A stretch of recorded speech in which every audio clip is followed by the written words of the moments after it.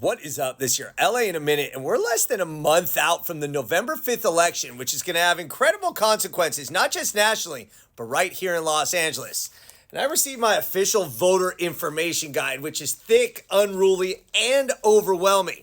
So that's why I'm partnered with LAist to discuss their voter game plan, which will explain the issues, introduce the candidates, and follow the money that's fueling the campaigns. I'm also going to include 3 issues that are most important to me on this year's ballot. So let's get into it. First of all, the voter game plan. Go to LAist.com/vote, and it's going to take you to their robust guide that includes key dates such as registration and mail-in ballot deadlines, and of course it includes information on how and where to vote. And it has a guide to the issues on the ballot, city, county, state, even LAUSD stuff broken into bite-sized nuggets of information that won't make your head explode. LA has made it very easy to understand and navigate with an overview of each issue and race, as well as a history of the issue and an unbiased perspective from both supporters and opponents. And this one's very important to me. They include a financial impact of each issue so you can follow the money and learn which groups are giving money to support or oppose the ballot measures.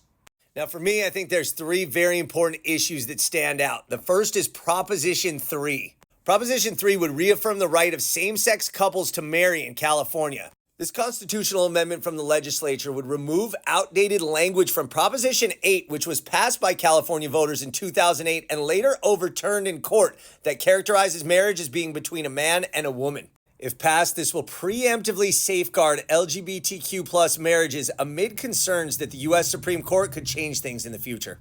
Up next is Proposition 33 that would allow local governments to impose tougher rent controls. This is the latest attempt to roll back a state law that generally prevents cities and counties from limiting rents in properties first occupied after February 1st, 1995.